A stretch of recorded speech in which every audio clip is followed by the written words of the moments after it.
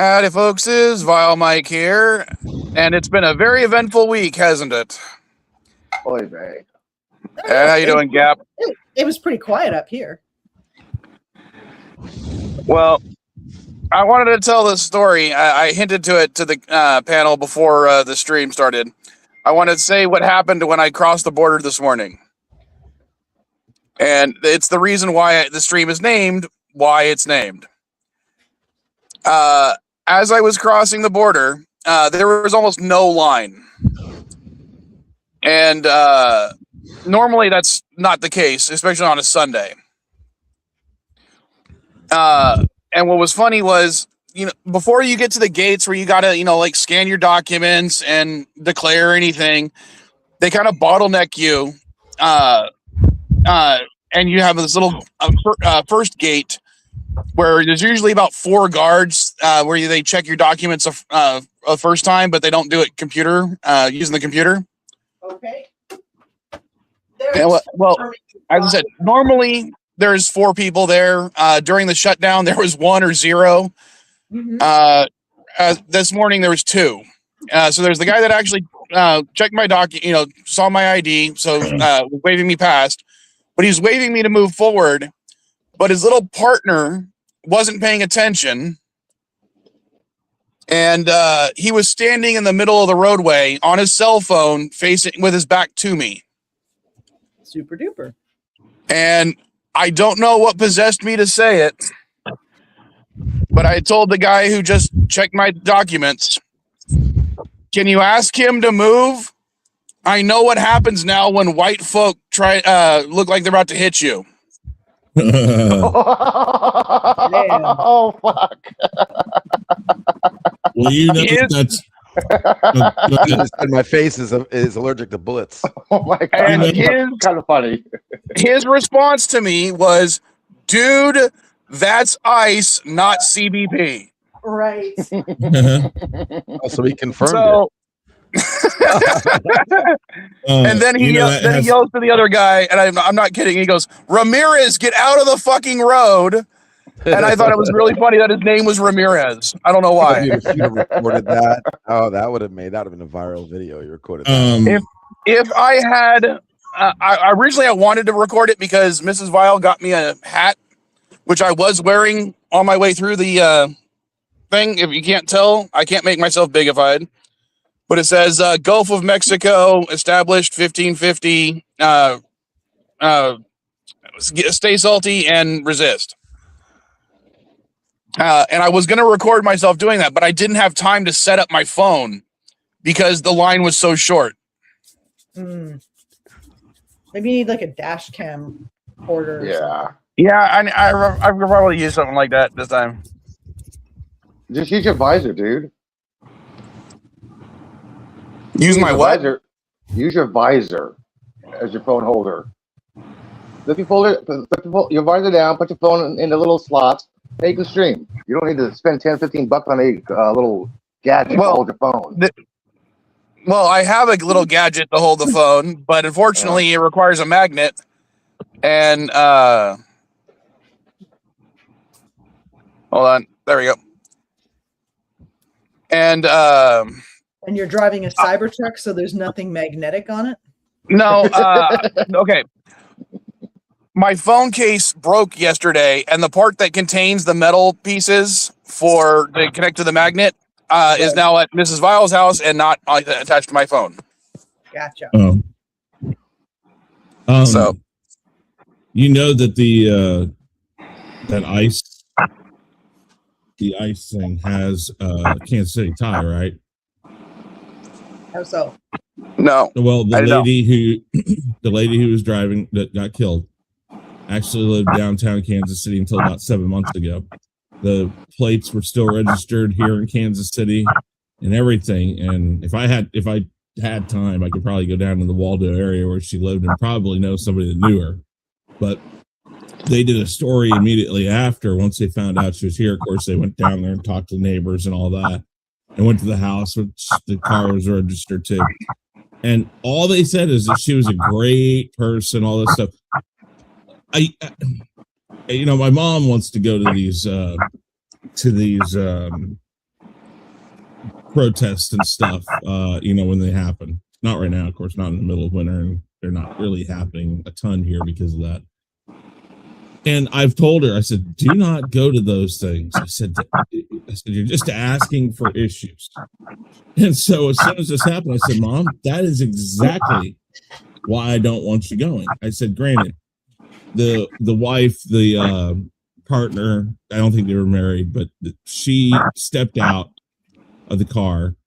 If she had been in the car, it probably wouldn't have happened. And I'm not giving them a pass by any means. I'm just stating that when you get out and involve yourselves in these things, you allow idiots right now.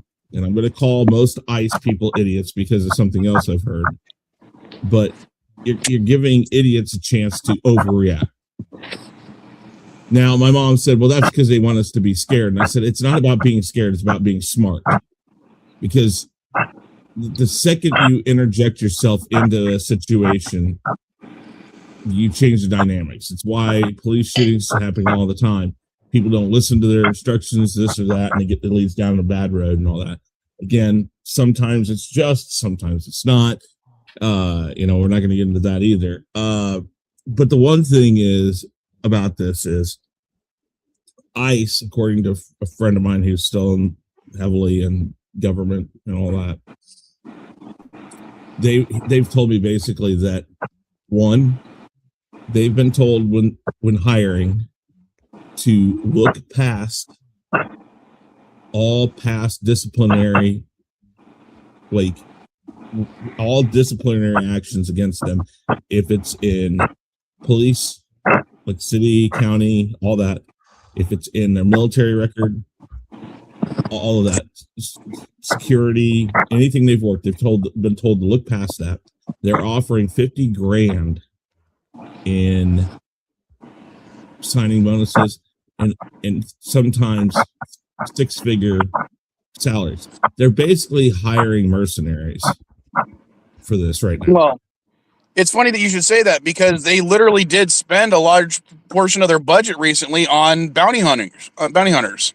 Exactly. And ostensibly it was supposed to be for digital bounty hunting, tracking people down through their web stuff, but online. But what they found is people are going to people's homes to actually do arrests.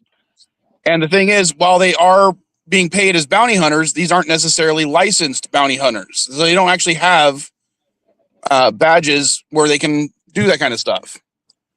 Now, they can still do a citizen's arrest, which is completely legal, but it's still kind of, you're having these people going around without any identification, arresting people without commenting. So yeah, it's bad news. And again, it's even worse when you look at the cell phone footage that he was taking, the guy that shot her was taking, because many people have pointed out that a lawyer is going to jump all over this. Like any prosecutor can jump all over this. Is the fact that he was using the cell phone like this with his right hand, holding it like this. And as he's walking around, he comes up to the partner, the wife, and she's, a big man or whatever. I mean, she provokes him, but not in a way that you would be. You're basically law enforcement. You have to take that. You have to understand. They're going to call you. They're going to call you horrible names. Yeah, she's calling them names. That's it. Can I ask you a question? Yeah. My understanding is ICE actually does not have jurisdiction over U.S. citizens. They only have jurisdiction to. They can detain, but they have to release you once it's been established that you are a U.S. citizen. Okay. The problem is they're also not giving people the opportunity to show that they are U.S. citizens. And right now, technically, they can only stop a vehicle if they have, quote, reasonable suspicion of an immigration violation or an official warrant. I'll be back in like 5 minutes. Sorry. Oh. But even when people are able to identify themselves as a U.S. citizen, they don't believe it. So they say that there's a warrant for more investigation. Again, like any other thing, and I tell people this all the time, they will find a way to continue to use the rules that they have to continue to do what they want to do. And there's no way for you as a private citizen to absolutely at that moment stop them and say you can't do that. Holy Because shit, it's Darren if Wagner. you fight against it, then you cause situations that could lead to things like this, especially with itchy trigger finger. But he's going around the car with his phone like this, and then many people have already shown that around about the passenger door, as he's getting ready to go around the front, he takes it and he goes to his left hand, and if you watch the video that shows what happened on the far away video, you can then see his hand for his gun goes down to his gun. There's no way that if he does that it's fear of life, because he's already deciding that he's going to pull his weapon. And Chris, you forgot to mention the video that the officer was recording shows her turning her wheel to the right. Well, there's not only that. We already saw that in the other video. Yeah. But the other issue that I have with it was there was a. I wish I saved the fucking link to it. So if someone can find it for me, that'd be really appreciative. It was from 2014, and it was kind of like a study. Not really a study, but they were kind of just comparing times where ICE has drawn or used their weapon. And it was kind of found that ICE agents are being taught to stand in front of cars intentionally in order to have the excuse to draw their weapon. Finally, I've been saying that for weeks now, and finally get to hear someone say it. I mean, well, the car went in reverse, and the very first thing he does when he sees the car going in reverse is step forward, not sideways. Again, that I get it. Okay, working for DHS, there's things they tell you to do. For instance, and I was talking to LDG about this the other day. One, we cannot, as any government or uniformed officer, it is United States law that you cannot tell a person you cannot record people doing things. So when I worked for DHS, let's just talk about this. If we have to go on to a gate to stop somebody for something at an airport, we don't have jurisdiction to arrest you. We have jurisdiction to detain you until the city police that run the police department at the airport come and arrest you. We have the right to give causality for charges, but we don't have a right to tell them you cannot record. We cannot detain you. So that means technically you're not allowed to put hands on a person. You can stand in front of a person to stop them if you can, but if they knock you over, you have to let them. It's like there are all sorts of rules when it comes to things like ICE, DHS, and a lot of other people. Chris was referring to the law of observation. That's what it's called here.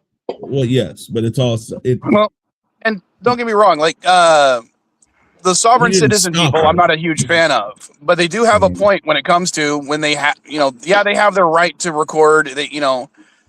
And people like, Renee Good were doing their thing. They were, recording. Well, she wasn't recording. She was in the car. Well, I say she was, but yeah, it was her significant other who was recording as well. I found it weird because she changed her last. It was brought up in the newscast here, but she changed her last name to Good, which was her significant other's, because she wanted to share the same last name. And I'm like, why didn't they get married then? It was weird. Some people choose not to. I get it. I mean, I'm not saying she can't change her last name. She did it legally, and so she had it. But I don't know. It just, to be fair, me and Mrs. Vile have been together for over 8 years, and we're not married. I get it. Yeah, it's like some people choose not to. I get it, and I mean, you can do it. You have a right to do whatever you want to do. It's just I just find it weird that if you're wanting to go through that much, that you don't get married, but whatever. That cop should have been taken off ever since his last I guess he already got dragged before. He mishandled a stop and got freaking dragged. Well, one of the things that I wanted to bring up was, assuming, I was trying to make a quick point, dude. Let's take everything at face value. She was blocking the traffic. That is, as far as I'm concerned, an illegal thing to do. Well, she's trying to let cars pass her, though. And if she was letting cars through. Yeah, her hand was waving a car through. Yeah, and there was a car in front of her, so I don't know what was going on with that car. Now, the only other problem with that is that her significant other was out of the car, which I did not know at that time. But again, let's take it at face value. She was breaking the law by blocking traffic. Again, I'm not sure if she was, because the video shows her trying to let people pass. The first she was letting civilians pass. She was letting civilians pass. She was not allowing ICE to pass. No, she was waving the ICE car forward. She was. Right there. I didn't see that part. You see her hand going like this. Yeah, she's waving the car fast. They stopped and they impeded traffic. Now okay. I'm going from what I saw. If I'm wrong, I'm wrong on that part. Bring it up if you want. Now, when the ICE agents get out of their car, at that point, they walk over to her car, and the first thing they yell at her was to move her car. Yes. Then the other agent, the one that was on the driving, tells her to get out of the car. The one that got out of the passenger seat walks up to her car, tries to open her door. When he finds the doors locked, he reaches through the car window to grab at her, telling her to get out of the car.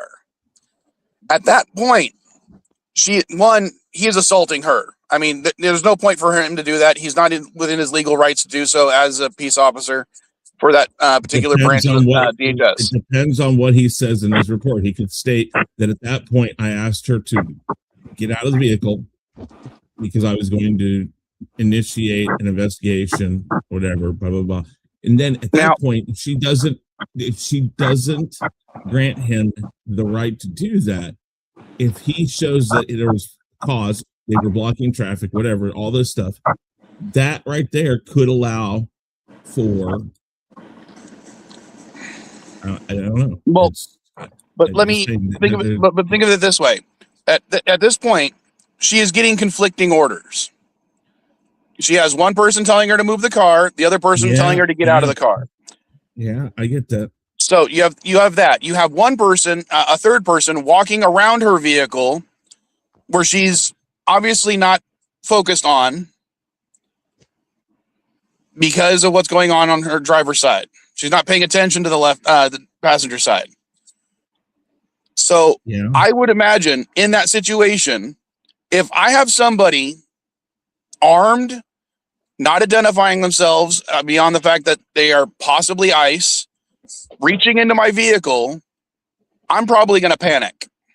Okay.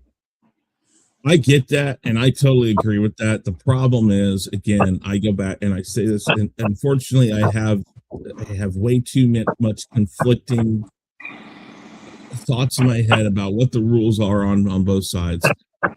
Unfortunately, police get away with it all the time, and this is something that if we want to stop this type of thing from happening across the board, you have to start it's going to put police officers probably in more harm's way, because one of the things they do is multiple people saying multiple things at multiple times that is for most people confusing. And you see it all the time if you watch dash cam recordings, or if you watch cops, or if you watch any of the live police shows, live PD, all of those, the live cam PD, whatever, all these things. You'll see it when they're told, back up, put your hands on your head, get down on your knees, all this, and they're like, what? People get confused because they're being told all this stuff a lot of times. A lot of it, in a lot of situations, because the person is impaired in some way, shape, or form. But in this situation, like you said, you have a person in front impeding her way to go forward. This is a tactic. Oh, you're not doing what I told you to do because you're not moving the car. Well, I can't. There's a person in front of me. Okay, so now you have conflicting things going on there. Then you have a person trying to open the door. Door is locked. Now they're trying to reach in. What's going on? Now you're doing this. This is a tactic. It is not a good tactic because it leads to situations like this, or situations where police officers or peace officers, and I say peace loosely in this case, it gets them in trouble because they get in bad situations that can lead to their death. No. Now, again, I'm not giving them a pass on this. Absolutely not in this situation. But let me break down to you what went wrong. One, they're in a high volatility situation. All of them are. There were already protests going on. I don't know if they were in an area there were protesters or not. There were a lot of people who took cell phone footage of this. So I am assuming with one car stopped in front of them that they were trying to get around, and the different cell phone footage we have seen, that they were in some area that some protests were going on. Being a high volatility area, the ICE agents are going to be heightened in their awareness. Her significant other getting out of the car and starting to record was not a smart move. The good Renee, right? Renee? Yeah, good. Yeah, Renee was in the car. She was still in the car at the wheel, and she was trying to move around the car that was stopped. She was trying to let cars that were in the road forward. It was the ICE agents then that stopped the traffic. So there's another problem. When they get out, they surround the car. One of them is recording. This, again, heightens awareness, makes it confusing to her. You're right. And one of them stands in the front. One of them's over to the side. And one of them comes up to there. That becomes what's going on. Everything heightened the situation. She tried to move the car. The guy stays in the front, but as we've seen, her tires are all the way to the right. And the whole situation bubbles and bubbles and bubbles until something bad happens. Now, again, in all honesty, I'm surprised this hasn't happened more often and earlier. I am too. But this is the problem we are in now. Unfortunately, Renee lost her life. This is a horrible thing to happen, and she did not deserve it. Even with her significant other out of the car, should never have happened. Our officers, our ICE agents, our FBI, everybody needs to be able to walk into a situation and realize in these situations, listen, I have to allow myself to get hurt first before I act. I no matter what I do, unless I see a gun, unless I see something that is immediately going to affect me, I cannot pull my weapon. They have to be taught that, but they're not.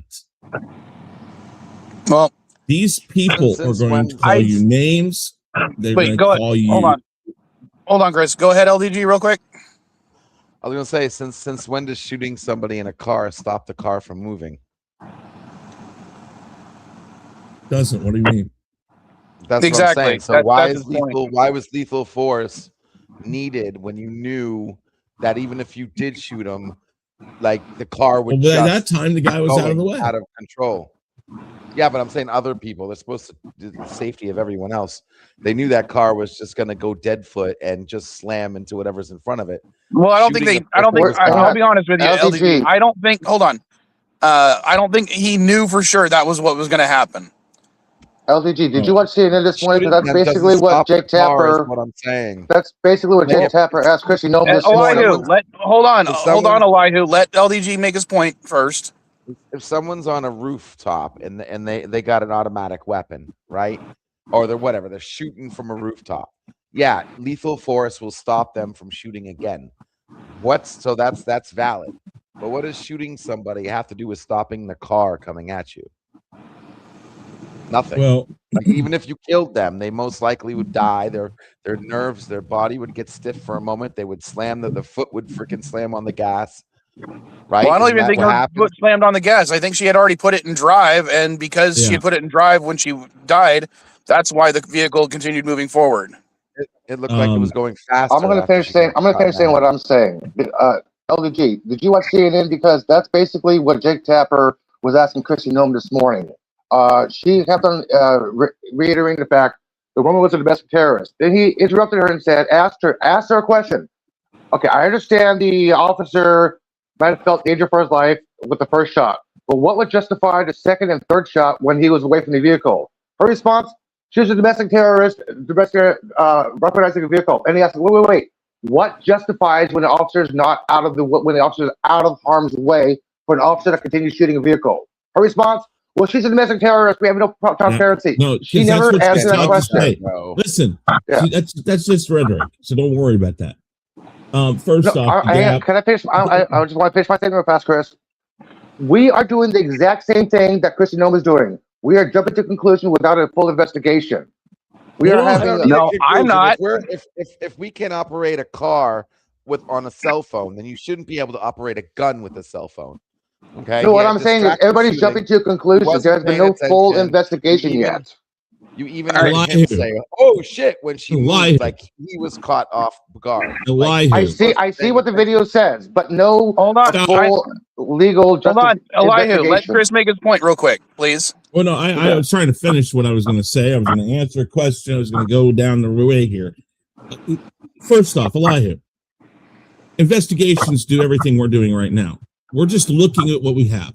No, we're not going to get all the information, but we have a right to do this. So why are we jumping to conclusions? Sure, but that's all we can do. It's all right to do that. It doesn't matter. First off, to what Gap said, she was a part of a group that is protests against ICE and what they're doing. It is a terrorist group right now. No, hold on, Elihu. It doesn't matter. Stop. It is not unverified information. I'm going to tell you this right now because neighbors even brought it up that she was moving to Canada because she was not in agreement with the government right now. With the way the government was going, that the whole idea was she was going to move to Canada. She made it to Minnesota. Nobody knows why she stopped there and then moved there. Nobody knows. But the exact reason why she left Kansas City, all the neighbors said it, was because she did not agree with the current administration. She was planning to move to Canada. Now, also found she was registered in a group that states they are a watchdog group for ICE. Now, the United States government right now is under the impression that anybody that's a watchdog group or a group that's against the government, against what the government's doing or government overstepping its rules, they consider that a domestic terrorist organization. These are not arguable facts. This is what they are. I'm not saying they are a domestic terrorist group. I'm just stating that right now the government will identify anybody that wants to say that what they're doing is wrong as a domestic terrorist group. They will overstep that. They will push it as huge fact, and they will stand on it. That's what they do right now. So you can't argue that. I'm not saying she was. I'm not saying she was a bad person. Listen, there are people that are part of extremist groups that don't follow the extremity of it. They just that they want to back the group for what it stands for, I guess. But you don't. None of that matters. She's only going to answer that way because, again, if you've ever been in a government job and you do have a forward-facing job that makes you have to talk to the press or anybody, the first thing they're going to do is hand you a little sheet of things saying, this is how you answer these certain questions, because we know we're going to get these questions. This is how you answer it. You see it all the time. You hear that's why they plead the fifth when they go into places. They are told if you're asked the question, why did they shoot the second and third time, you just state she was domestic terrorist, blah, blah, blah, blah. That's just the rules. So I don't blame her for that. That's just what she's going to say. They don't give what you want to hear. They're never going to answer that because, one, there is an open investigation. Two, that investigation goes any further and leads to charges against this ICE officer. You don't want to give prosecution any leeway. They're going to ask that question if he gets to court. They're going to, and it's going to be found out eventually, or that's going to be what they burn on. So I don't know why you're having an issue with that. That's just how they are. I want to go back a little bit to one of the Gap's comments. Mm-hmm. He said the whole thing is you shouldn't put yourself in a situation where you could be taken out. There's other ways to protest. The issue with that, Gap, is that's quite literally how this country started. I understand that too, but I don't disagree with him. I would recommend, look up the Boston Massacre and see how that went. That was quite literally, people standing in the way of, protesting in front of the military, in this case, the Redcoats, and they ended up getting shot. The United States is founded on protest, of defiance, and then violence because of that. Imagine if on January 6th, the cops had acted the same way. They should have. They had more right to. I would say so too. I'm not arguing any of that. I'm just stating that right now you're under a different administration who has told these people, do what you want and we'll back you. And in the worst case scenario of all of this, the worst case scenario is going to be this guy gets thrown to the wolves. I'm surprised they haven't done it yet. I would say in the next 2 to 3 years, this guy is going to have to face charges and they're going to have to give him up. Because if they don't, they're going to threaten their own way of doing things. Because they're just, I mean, I really do believe that they're going to have to throw this guy up as fodder. I don't see any other way around it. I disagree, Chris. I think they're going to venerate him. I think this administration is going to tout him out as a hero. And which will only make things worse. And if that, again, I don't think this administration is absolutely 100% that idiotic. Yeah, I mean, he will be Don't killed that. people immediately. The only thing I can point out is, remember, look what happened to Kyle Rittenhouse. I get that. Slightly different situation. But that wasn't the government doing it. That was a court process. Yes and no. I'm going to say because he wouldn't have been invited to what was it, the GOP thing to speak. Since then, they have paraded him around as a hero. I'm not going to deny that, but they have not. They didn't have anything to do about him and his charges in the court. It went through court properly. If they want to do that, they need to turn the investigation over from the FBI. But because it does involve a federal officer, they have a right to do this. But they need to, if they want this to go the way to make him the hero, if you're in your way, they have to let him go to court, and it has to go through court and be prosecuted, be dropped or found exonerated. Those things have to happen.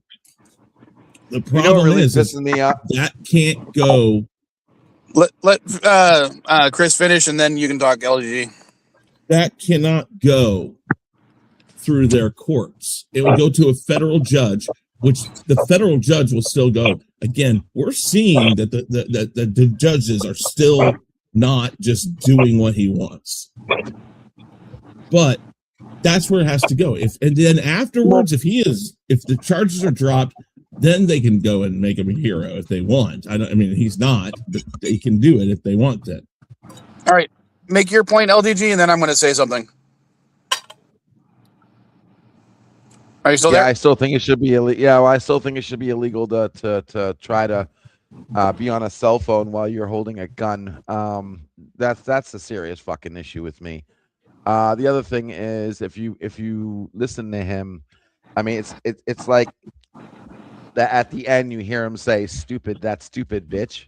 Like Fucking if you bitch. look at it, it's a fucking bitch, whatever. Like he's like playing Black Ops. Like he thinks he's playing a fucking first person shooter. Like she's still alive to hear you call Well- her a bitch. Well, that his comment there reminded me of something that happened during Biden's administration. There was a guy who was interviewed. He was working for the Border Patrol, and he applied during Trump's first administration. He quit during Biden's administration, and his reasonings were because when people were crossing the border illegally and they would get in trouble, Border Patrol would be out there. They would hand them, blankets, food, water, and then they would send them on their way back across the border to Mexico. And his response was, I came here to shoot Mexicans, not give them food and water. And I think that mentality is very strong in the current, like the people who are being hired currently by ICE. I would not doubt that in the hiring process that is not asked at some point. Why do you want to do this? Well, because I want to kill. Cruelty is the point. Yeah, I absolutely right now. I believe by what I've been told that they are looking for vigilante groups, and that is all they want. They do not have people who stop first, think, and then go. And I'll be honest with you. Unfortunately, the people who get into the business of ICE, FBI, CIA, county, state, city, any type of law enforcement, the people who want to do the right thing, for instance, Danny Graham, you guys all know him. Oh yeah, love Danny. He's a great cop. Danny is a police officer. He has drawn his weapon. He has used force. There's video of it. He showed me, and I think he's shown it on his channel. Yeah. But he's doing things the right way. He wants to do the right thing. And unfortunately, this administration wants to outweigh those people. So of those 3 or 4 ICE agents there, one of them might have been, guys, let's not do this. Or now he's sitting there going like, oh, fuck. If they come to me, if I say something about it, I may not have my job anymore because they don't want me to say the right thing. They want me to spout rhetoric. It reminds me, sorry for interrupting you, Chris, but one of the Vile children and I have been watching The Rookie. And I'll be right back. in the first few seasons, the treatment of black officers and the black community is a big issue in the first few seasons of that show. And their chief or the lieutenant of their precinct is a black man. And he basically says that sometimes, you don't want to necessarily speak up because then they will shut you down. They will shut you out. Your fellow officers won't be there to back you. You can try. So basically he's telling them to try to toe the line as much as possible. And I can see that happening. Like what you're saying, Chris, these moderating voices might be shut up because they're afraid to lose their job. And if if they lose their job, you now have a moderate that's not going to be there to prevent the next one. That was one of the reasons. That was one of the reasons why I left.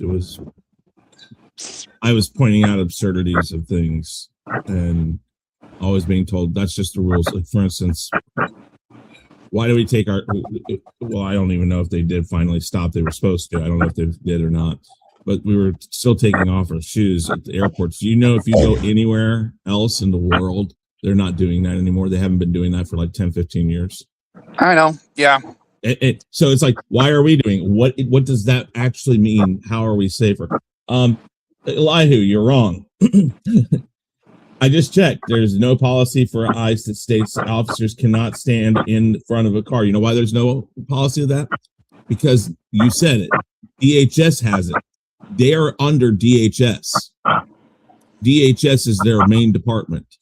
That's why they have to follow that rule. Now, if it's not in their express rules for ICE, they can always feign ignorance. And again, this is another thing that I have stated, that it all depends on what you can fall back on. Oh, I didn't know we weren't supposed to do that because I've never been told that we aren't supposed to. But ICE agents go to the same training I went through. They go through it after they go through a basic training of DHS. They go through a heavier. The time that they get their basic training has been like severely. Oh yeah, because they're trying to get. Okay, so when I first went to DHS, I mean, apparently some of these people can barely read. I mean, obviously not this guy. He'd been with them for quite a while, so he wasn't part of the new crop. But I mean, this is just going to get worse and worse. Yeah, but I went through training that these guys do. Some of it, not all of it, because what they do is they give you a certain amount of time in basic training. And then if you're ICE, you go here and you do specialized training for that. If you're DHS, you go here. If you're TSA, you go here. Which again, all of that's under DHS. So it's just, but there are what they call FLETC, Federal Law Enforcement Training Centers. So when you go there, all these rules are given to you, and you have to show that you. Right now, though, I'm sure, because when I first went in, I think I was in my position for like 6 to 7 months before I was sent down there. So a lot of like Dandelion said, the new crop, they may be like, okay, well, they have to go through training, so we'll give them the 15-minute version here. And when there's enough openings, that we'll send them where they need to go. That's the thing. It's always based off of openings. It's like going to college. They don't have openings, they don't accept you.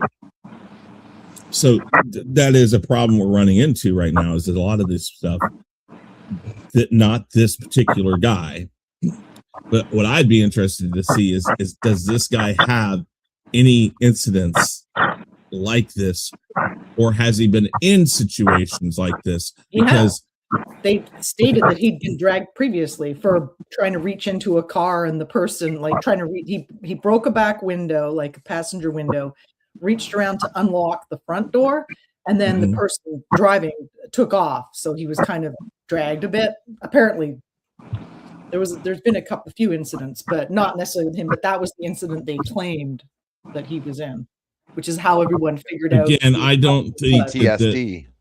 Well, I don't Guy think that never should have been there.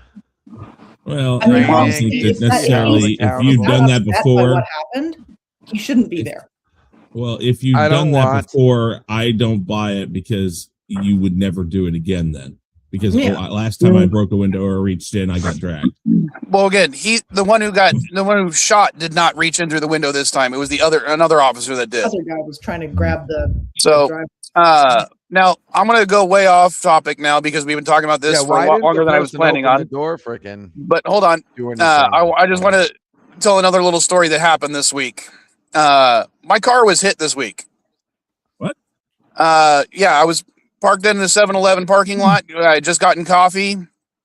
And an older gentleman backed his truck into my car.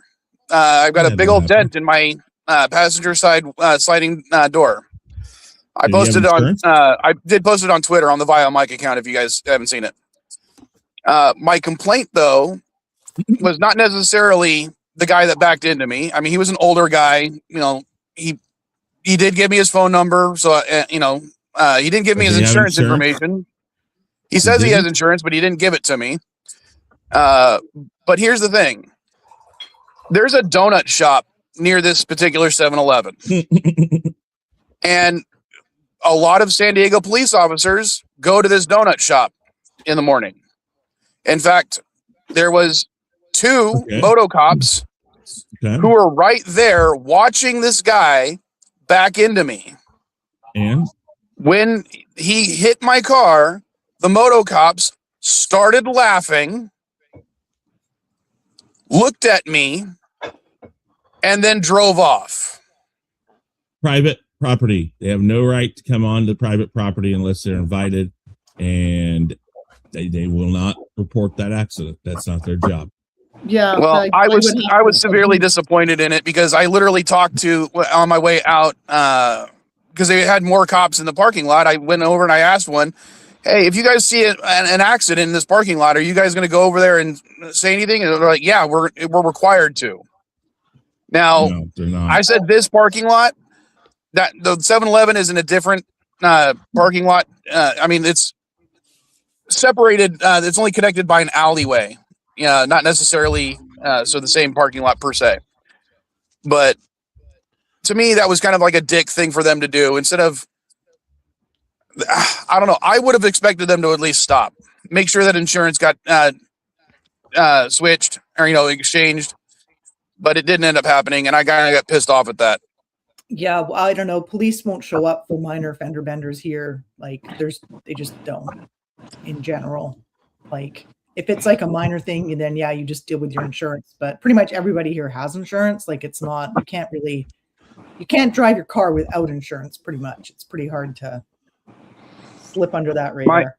Yeah. So that was my little complaint. If you guys want, it would have been nice. I can do another little stream after the CNA because there's other things I wanted to talk about. Maybe we'll do a post-show politics too. Here you go. In San Diego, police aren't always required to respond to a private parking lot accident unless there are injuries, fatalities, or crime like DUI. But they often will file an incident report, which helps insurance, even if not a full accident report. So again, discretionary. My dad would, Danny probably would go, but outside of that, no. I mean, they don't have to. Basically, it's up to them. So basically, the two that laughed were dicks. Yeah, they were dicks, but yeah, they weren't obligated to stop. I mean, literally, what first alerted me to the guy backing up into me was not the car hitting me. It was these guys going, oh, yeah. And then as soon as the crunch happened, they start laughing. Yeah, that happened to me. Well, not with police there, but it was at a 7-Eleven parking lot too. But the guy gave me his information, and I eventually got all the good morning. Good I eventually got all the hey, babe. Mrs. Cardenas. Got his information and all that, and got my car fixed. Hopefully, you can too. Well, in fact, somebody hit me on actually, it was on a regular road, but we took care of it without police, and are you sure you didn't back over a barbecue? No, it wasn't that. That's only in video games. All right. But I'm going to go ahead and end the stream. And if you guys want to do another one after this, I can set it up. Because we didn't even get to the Portland shootings. We didn't get to the Minnesota high school thing. I'll be back. But, so, I'll jump on there. All right. I will see you guys in about 10 minutes. Okay. Later, guys. Okay, bye.